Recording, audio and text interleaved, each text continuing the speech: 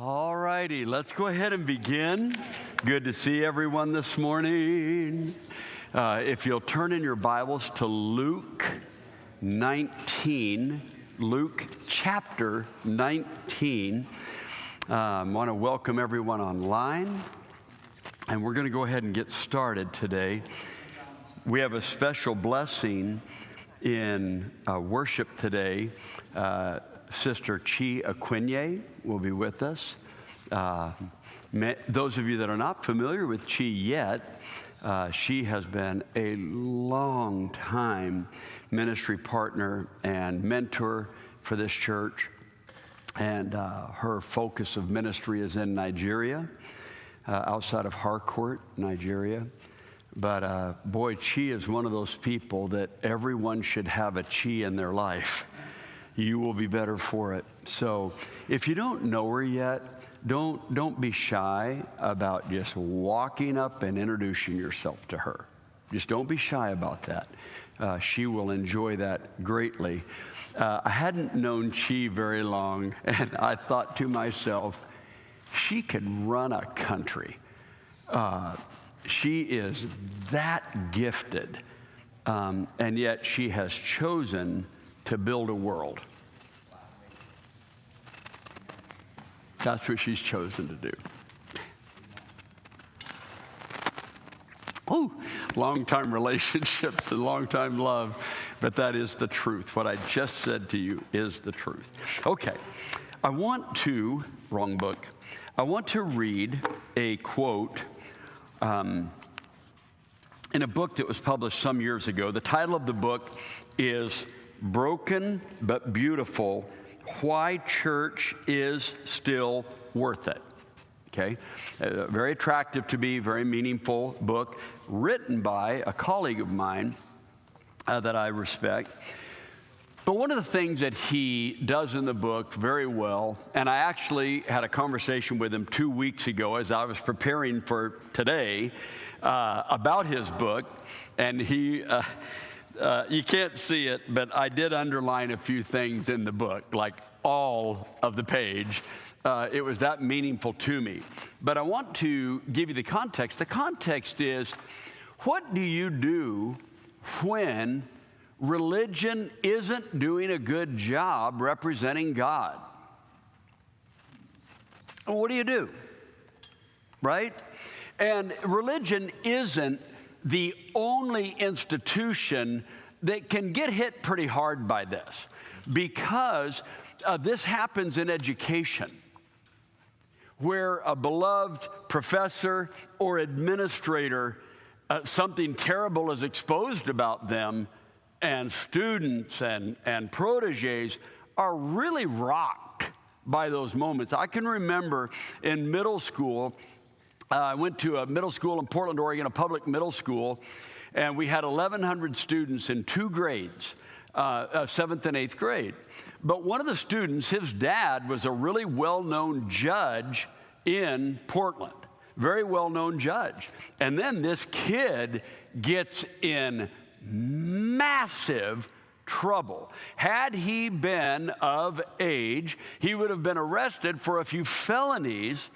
And you can imagine how that got splashed across the pages of the newspaper, right? And so I want to be careful to clarify, just like what we see today, where there are times when we're looking. I don't want to attribute this to Fernando. Would you just raise your hand for context? I don't want to attribute this to Fernando, but he may have been the one that enlightened me to it, of the difference between a legal system and a justice system. We have a legal system. We don't have a justice system. Justice is a value. And you hopefully pursue justice through the legal system. But we all know that many times people use the legal system to do unjust things. Isn't that an important realization, right? So if you are trying to work through the justice system and you get treated unjustly, it can make you kind of question the whole system.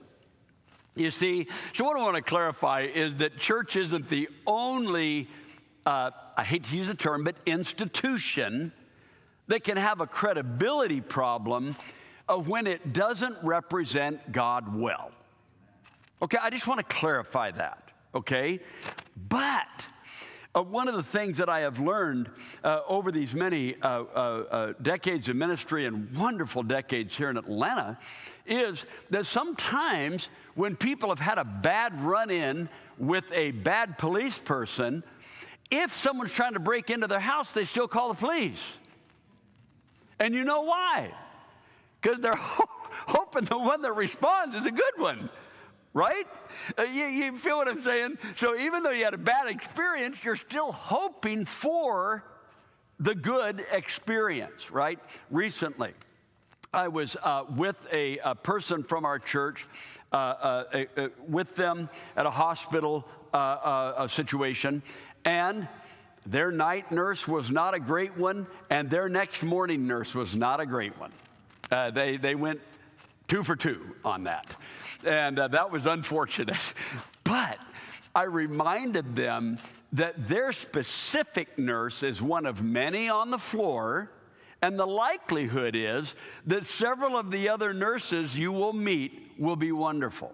And that has been my experience in a hospital. I've had a wonderful opportunity to spend lots of time in hospitals. I've got to know lots of nurses. There's better ways to meet nurses, like to actually go to church with them, right? But I just tried to reassure the person, but she was disheveled in spirit because the nursing care was not great, right? So it kind of hurt a little bit. And that's what happens with church. When the church doesn't represent God well, people feel the hurt. Agreed? Okay.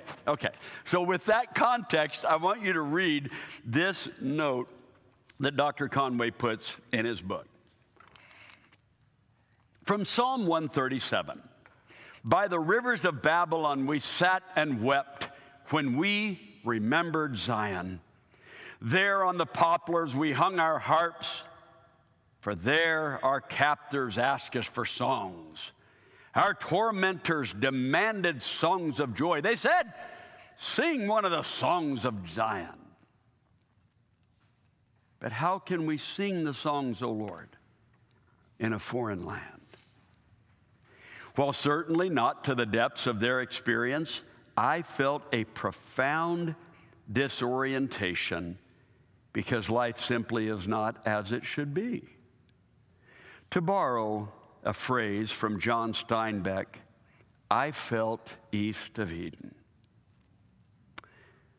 I longed to experience life as God created it to be, away from this tragic fallenness.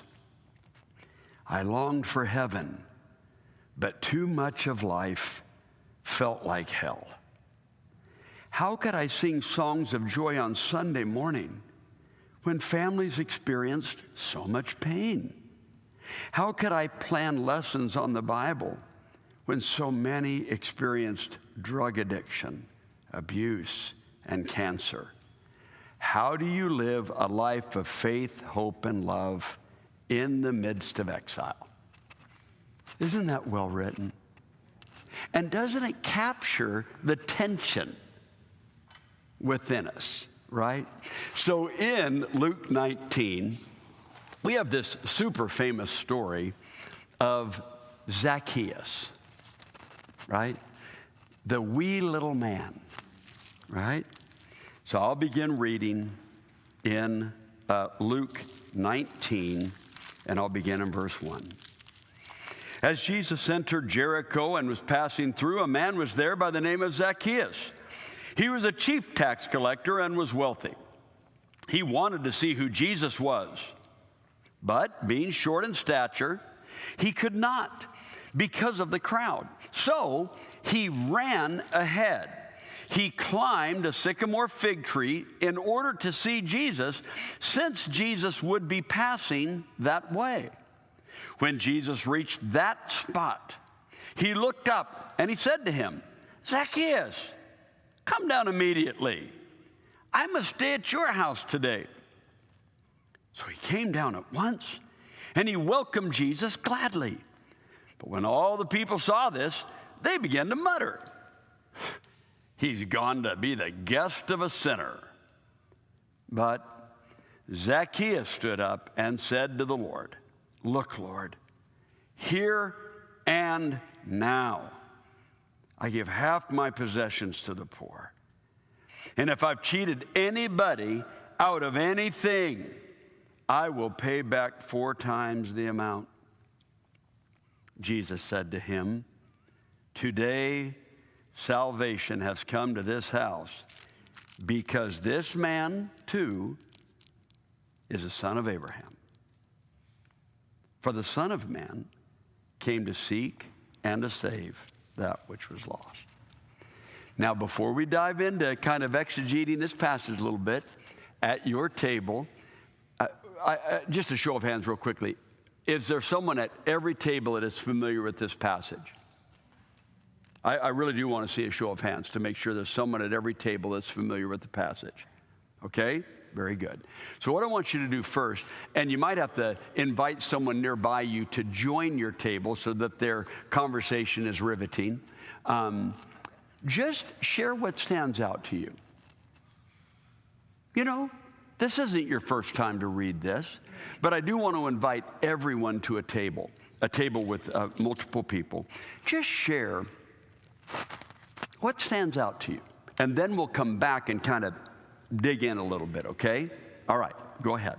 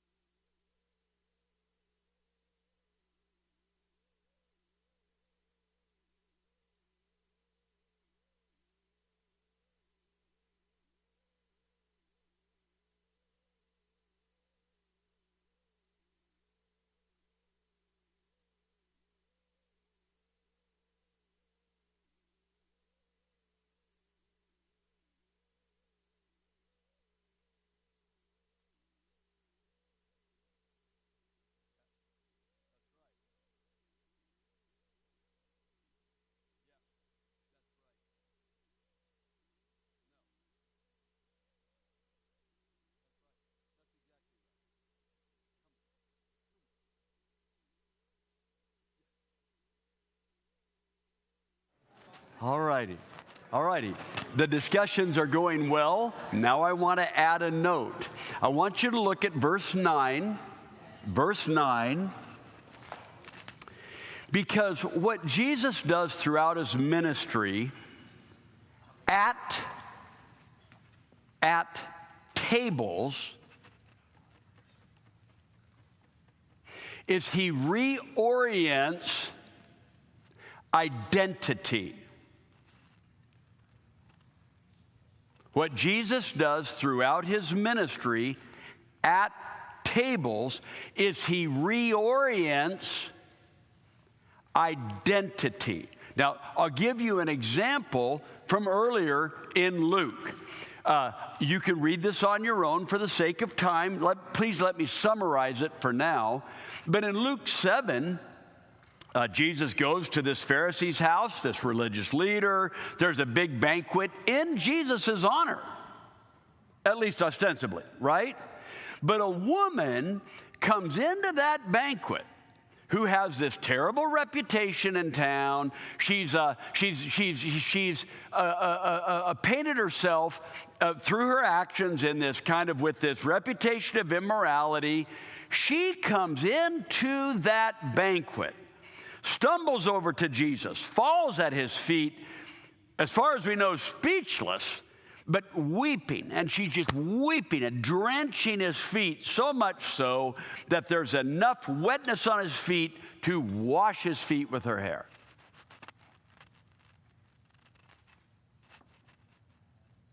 Jesus lets her do it. Simon, that religious leader, said, no, we ain't having this at my table. This is not happening at my, you see, now don't dog him too hard initially, because he's more like us than we know. He thinks to himself, I can't let that kind of immorality be at my table. I can't. Then he thinks to himself, man, that was a bummer. I thought Jesus was better than that. Read the text yourself. See, so he's not just looking down on the lady. He's thinking, I thought Jesus was better than that. And then he thinks, I've made a mistake. I shouldn't have invited Jesus to my house.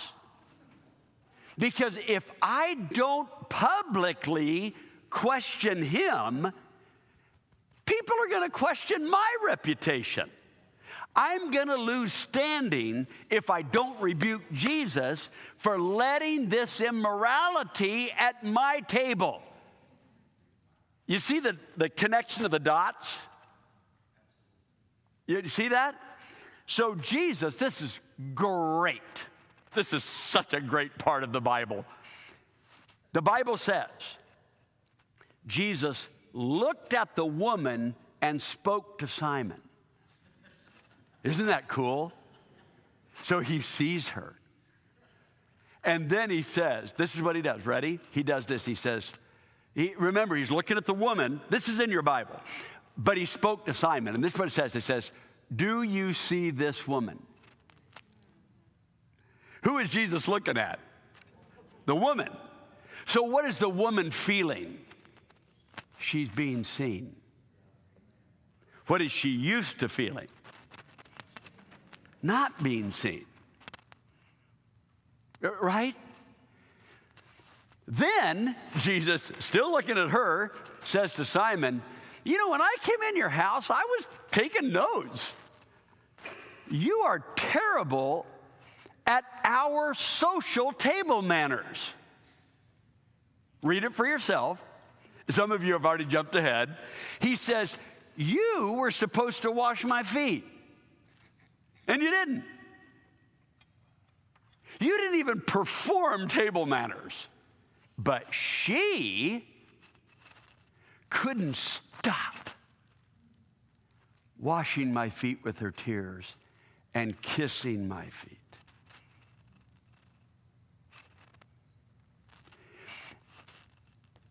So Simon, what that tells me is you were performing your religion. You brought me here for you, not for me. But she came here for me and herself. She knew she needed me. That's the difference. See, do you know how I know this is the case in the text? Do you remember how the text ends?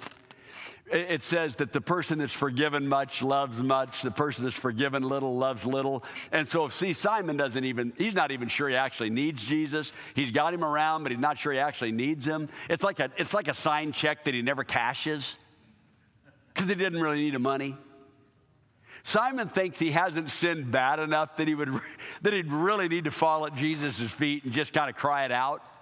But that woman knows it, right? When I would used to hear people say from the pulpit, they'd get up in church and they'd say something that, well-meaning, but they'd say, you just need to forget about yourself. It's not about you. It's about others. And I knew what they meant, but I always thought to myself, I'm just not doing that well. If I forget about me, what am I coming here for? Because I'm really struggling. Like, I actually need it. Right? I need the teaching. I need the guidance. I need the reminder of grace. I need the reminder of forgiveness. I need the reminder that I am not a useless lump of coal in the gems of Christianity. I hated it. I hate it when people say that. What I wish they would have said is, you need to be here. Make sure you're here for you, and remember that everyone around you needs it too. So let's do you and do everybody else around you, right? So the woman comes in, and it's not like she's trying to exclude the other people that need Jesus. She's just making it so abundant that she knows she needs Jesus. Right. Simon's not having it. So Jesus takes over the banquet and becomes a major disappointment again. Because this isn't his first disappointing banquet in Luke. If you back up one chapter to chapter 5, he goes to Matthew's house. Matthew's a tax collector. Huge disappointment to the religious leaders, And they look at Jesus and say, what in the world is he doing going over there with tax collectors and sinners? We thought he was really something. But it turns out he's a great disappointment.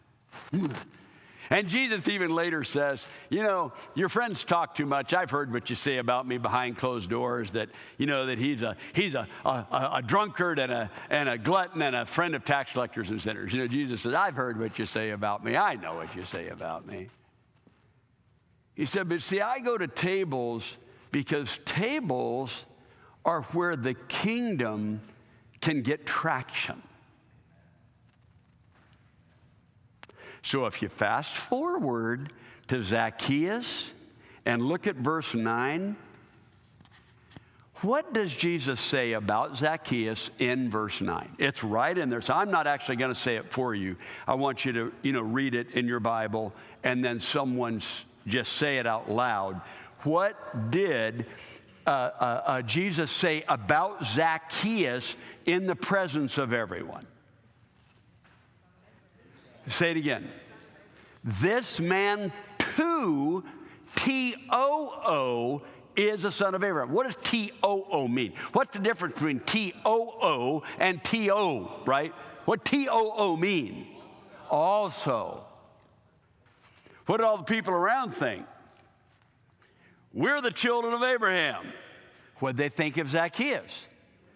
He is no longer a child of Abraham. Right? Jonathan brought up a great point, Jonathan Buehler. Jonathan, raise your hand for context back here. That, he's kind of functioning like a mob boss.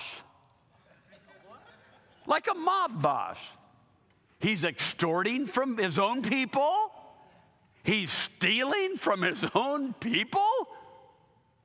And when he says, if I have cheated anybody out of anything, he's not doing one of those things, well, if I've done wrong, I'm sorry. Don't you hate those apologies? Woo, right? Ugh, that's a betrayal apology. But that's not what he's doing. He's doing an invitation. line up. I want to clarify, if somewhere along the line I cheated you out of anything, let's make it right. You see the difference? This isn't a, well, if I've done wrong. This is, I know I've done wrong, but you might not think that I'm dead serious. So line up, let's clear it up, right? But what Jesus says is, this man too is a child of Abraham. You understand what Jesus says is, you all think he's not one of you.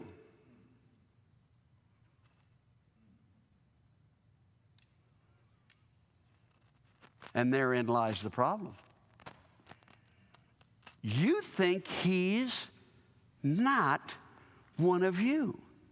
And that's why you can justify treating one of your own as an alien. You know, no redemption, no possibility of a restoration or return. Listen carefully. Waiting for Zacchaeus to die and go to hell. It's just that blunt.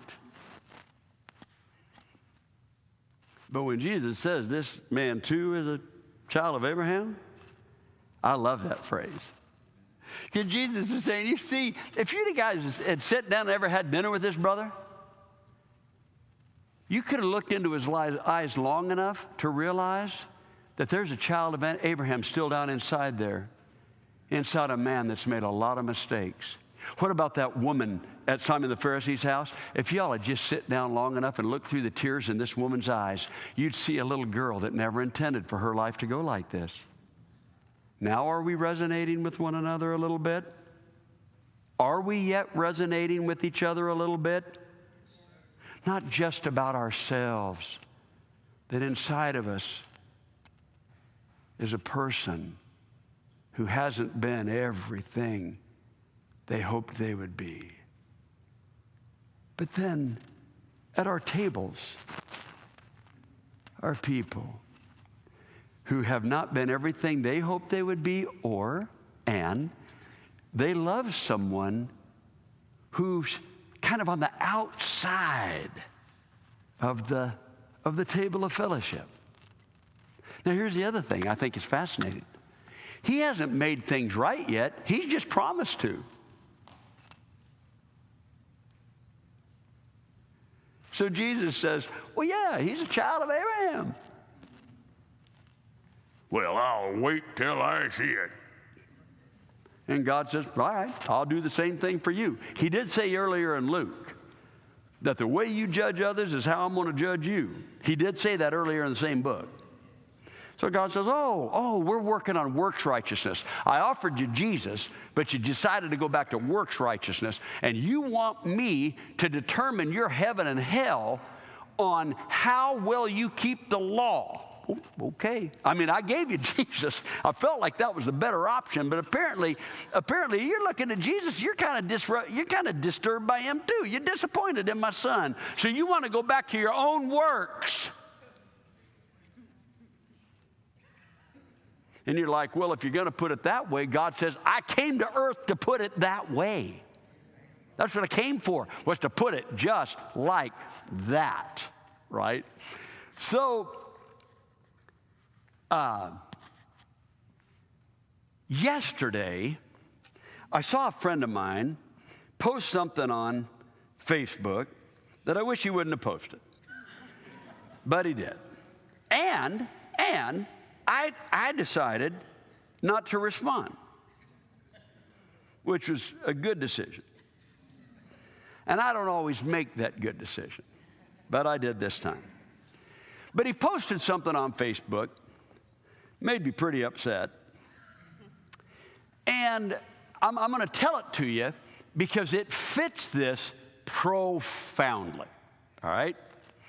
He posted a story from Dallas, Texas, about a man who dressed in tactical gear as an imposter of law enforcement and went into an elementary school with a weapon.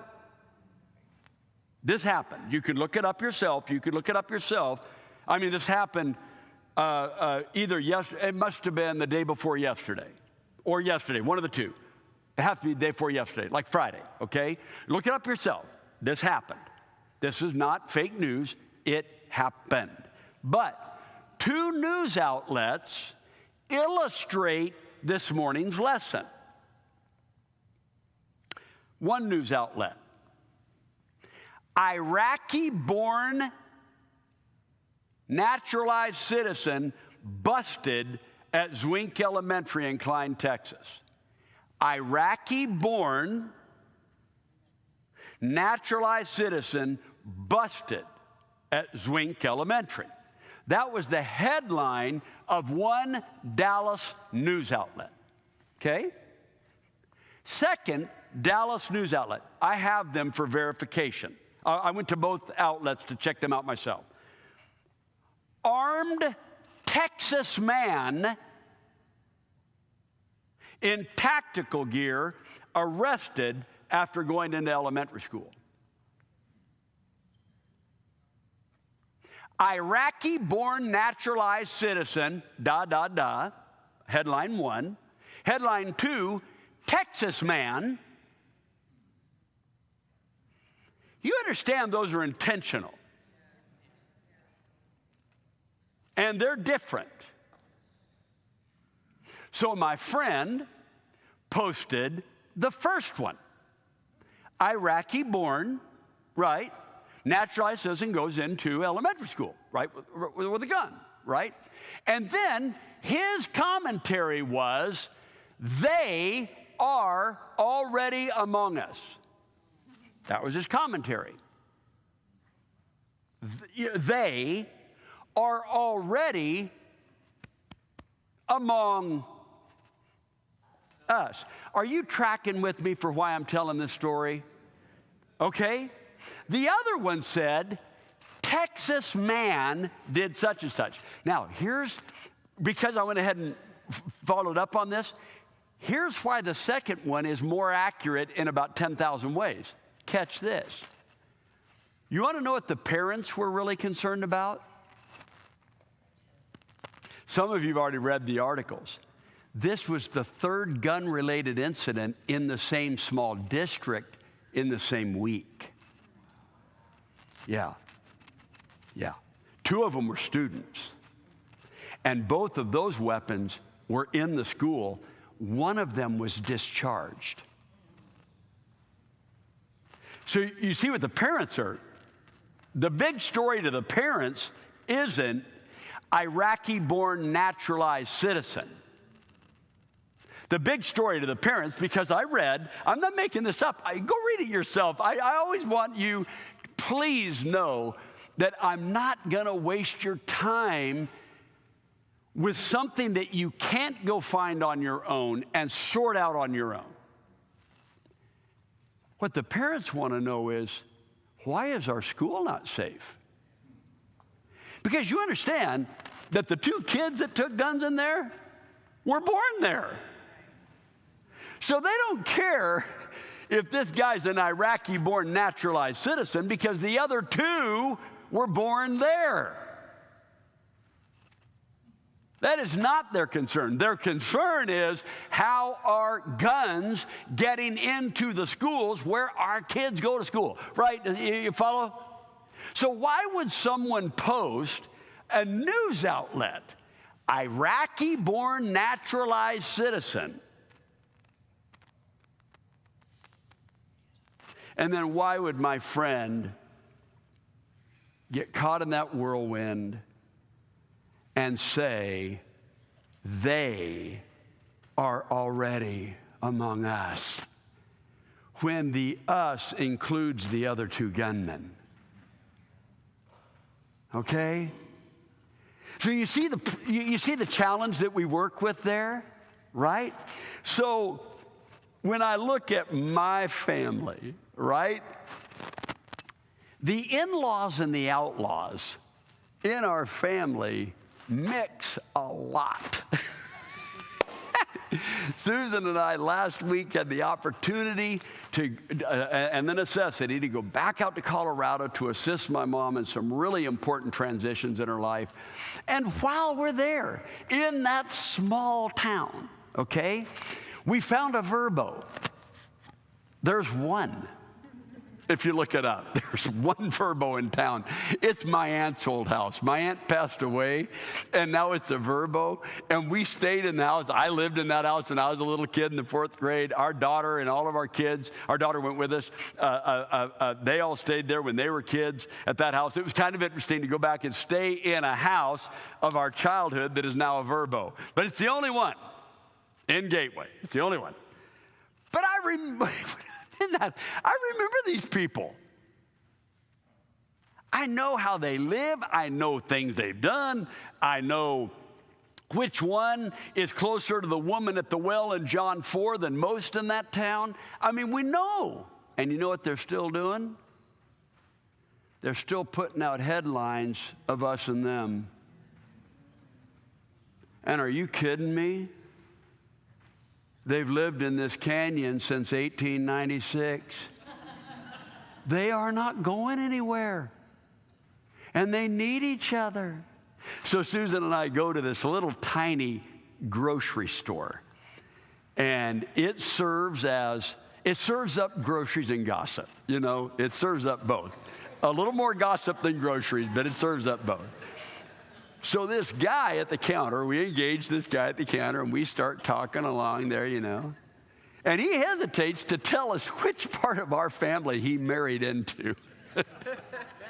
He finally shares that he married one of them. And we assured him, oh, yeah, that's great. We're so happy, right?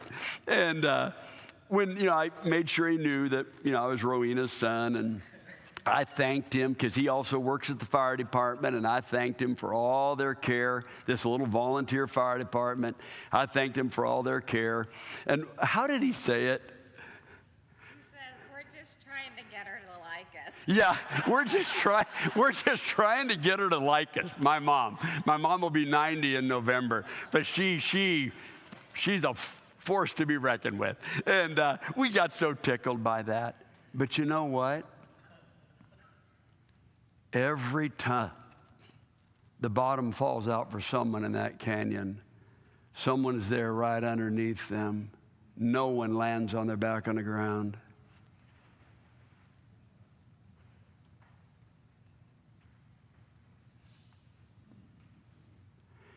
And Jesus says, Zacchaeus, I see you. And that's, I think, why Jesus in front of everybody says, this man too is a child of Abraham. You all are mixed up about his identity. And we're going to sit down and eat with him at a table because we eat with family. And if I eat with him, he's family. I'll close with this. Susan's family, most of them lived in Indiana for generation, at least six generations before her, five generations before her. So when we adopted our son Jerome, Jerome is wrapped in a beautiful brown covering, beautiful brown skin. But he was going to stand out at the family Christmas, right? And this is the first one. So we travel to Indiana. We get there. He is meeting everybody at once. It's just, you know, cousin so-and-so. It's everybody all at once, right? It's a lot, right? He's great. Big old snowstorm. That was a fun one. But we got to Christmas morning. There's 26 people in a circle in this room. And her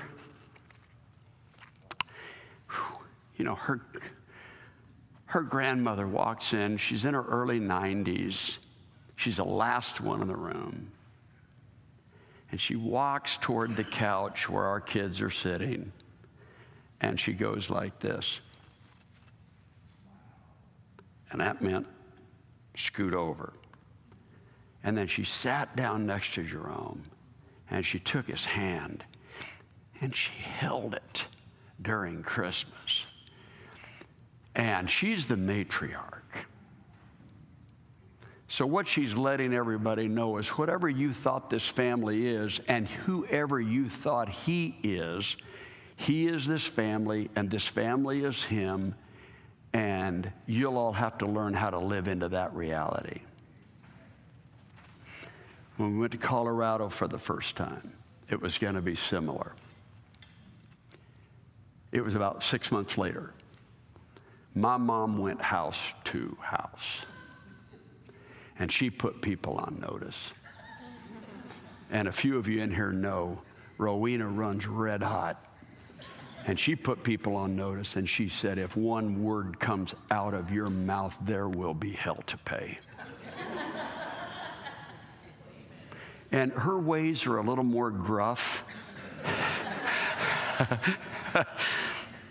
They're a little more gruff than Margie, Susan's grandma. But once again, a matriarch stepped up and said, if you don't see him as part of the family, then you don't understand the family. So what I want to clarify about this church is if we're not about the business of seeing people that God chooses to bring to the table as family, then your vision of family is off. His is right. His is right. And he set the table. He's in charge of the guest list. We get to learn how to live into it, right? Isn't that a gift? Isn't that just a beautiful gift? Okay, well, we're going to go ahead and close out for now. I don't want you to miss this. I don't want you to miss something, okay? Our sister Chia Quinye is with us. Would you please, for context, raise your hand, Chia? Chia Quinye is with us today. If you don't yet receive our weekly email, please mention it to someone at your table, and they can get your information to Missy Taylor, and you'll receive our weekly email. And that was announced, but I wanted you all to know that she is here. She'll be sharing with us in communion and contribution today in worship. But I wanted you to be able to know that she is here. And we have a guest with us this morning, and I don't want to miss. What's your name? Ellen Brothers. Helen? Ellen Brothers. Ellen, we're so thankful that you chose to be with us today. Thank you for that. Thank you for being here today. We're glad that you're here. God bless you. And if you are physically able and you are capable, please help us stack the chairs. We'll stack them in stacks of about 9. That really is helpful, 8 or 9. And then we put them right over by that door over there. And I just want to thank you all for being here this morning. Let's enjoy a time of fellowship and worship. Thank you.